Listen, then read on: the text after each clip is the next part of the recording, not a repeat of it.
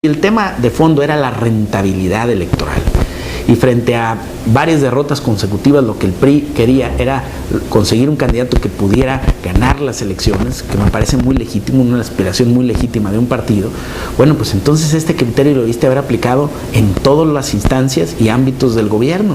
Y entonces tus candidatos a diputados, a senadores, a alcalde, a gobernador, debieron ser valorados con el mismo criterio.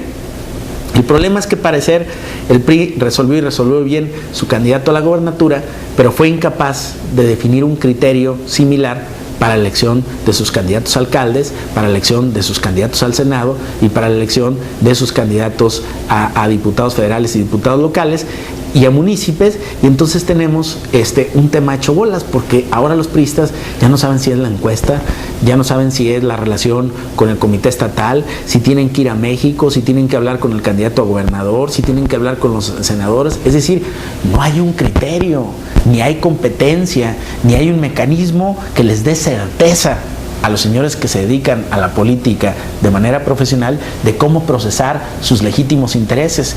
El sociólogo alemán Max Weber señalaba que la política es una actividad de interesados.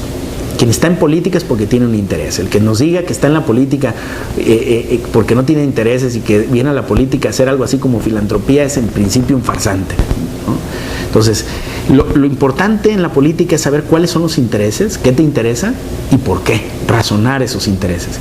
Y me parece que ese ejercicio de razonar esos intereses y luego buscar la manera de conciliarlos, que es lo que debe de hacer un partido político ante todo, ¿no? Conciliar intereses, es un espacio de convivencia y coexistencia de intereses políticos, de personajes interesados en la participación pública.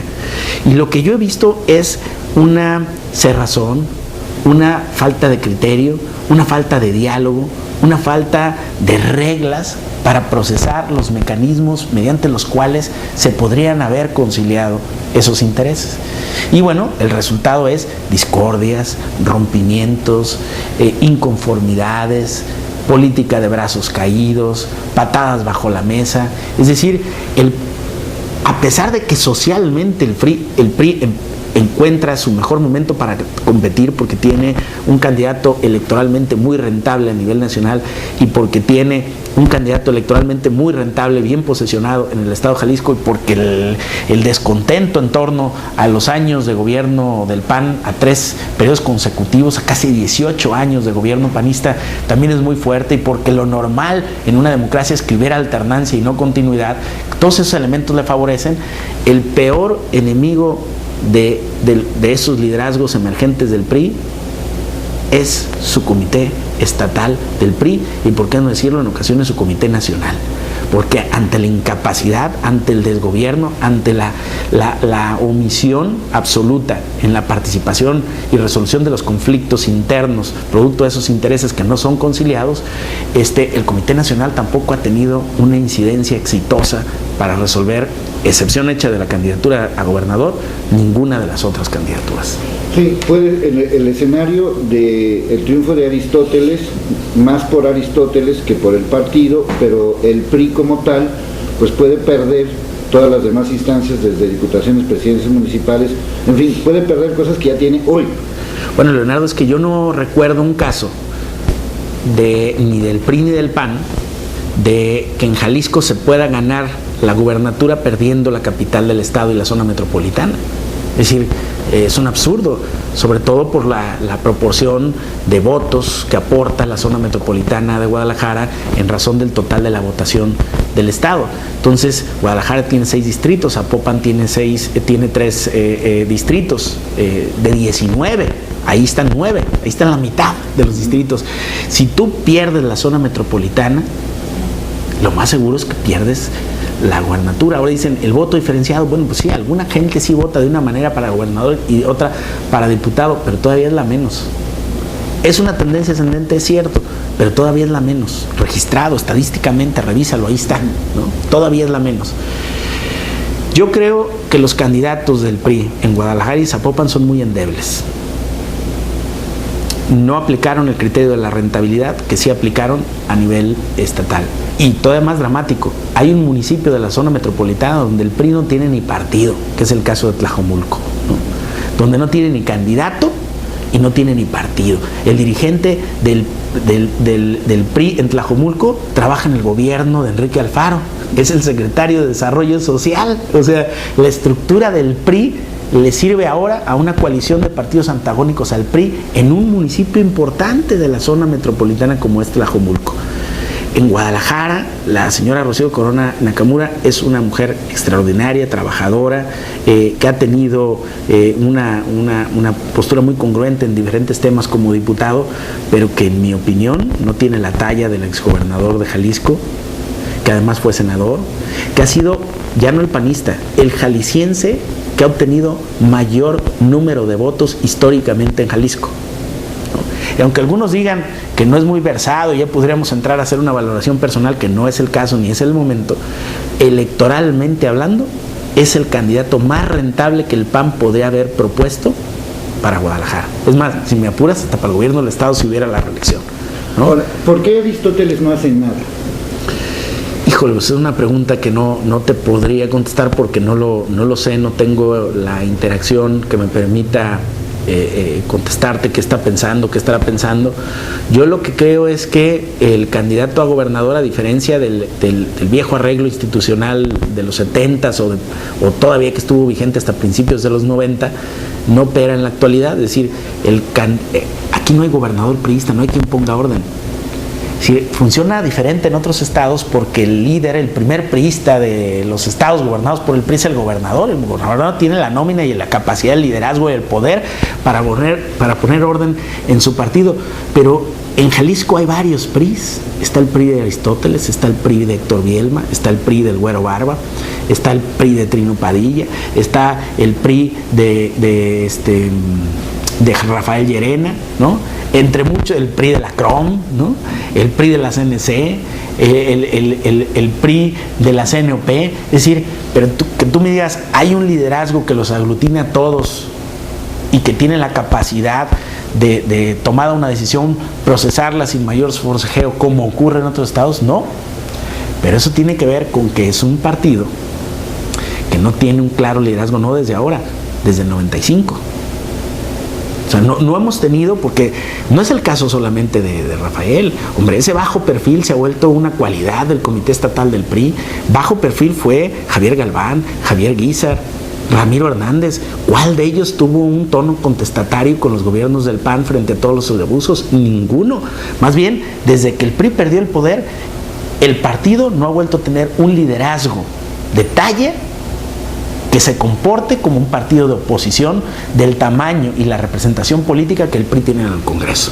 Y ni siquiera a la hora de perder. No, perdidos menos. O sea, me refiero a que en su momento, cuando se perdió con Arana, cuando se perdió con Zamora, tampoco actuó de alguna manera como partido, simbólicamente por lo menos, ¿no? Para contrarrestar lo que estaba sucediendo. En Jalisco del PRI se acuerdan cuando hay que definir candidaturas, y fuera de eso es un instrumento muerto que no aporta nada a la discusión política ni a la operación política del Estado, ni a la construcción de decisiones, ni en favor de la ciudadanía, ni de los priistas, ni de nadie, ¿no? Es un edificio vacío con muy poca afluencia, que no es el centro de la interacción política de un grupo que se oponga a quienes han ejercido el poder en el Estado, como en su momento el PAN se oponía al ejercicio del poder del PRI, tenía un espacio y un centro de operaciones que era el partido y que sigue siendo el partido. Curiosamente, Leonardo, la principal oposición a los gobiernos panistas ha venido del PAN, ¿no? El principal opositor a Emilio ha sido el Comité Estatal del PAN, y lo fue también el principal opositor de Paco Ramírez Acuña. Pero el PRI ha sido un partido completamente muerto, un partido completamente indiferente a la discusión y solución de los temas que afectan a la sociedad.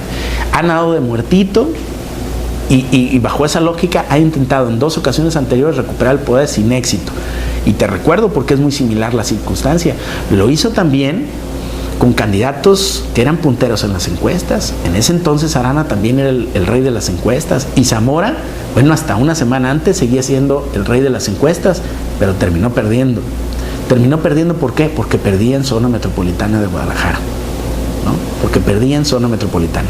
El trienio pasado, en la elección inmediata anterior, lo que ocurrió es que el PRI por fin recuperó lo que no había podido recuperar, que es la zona metropolitana de Guadalajara. Y de 5 le dieron 4 municipios.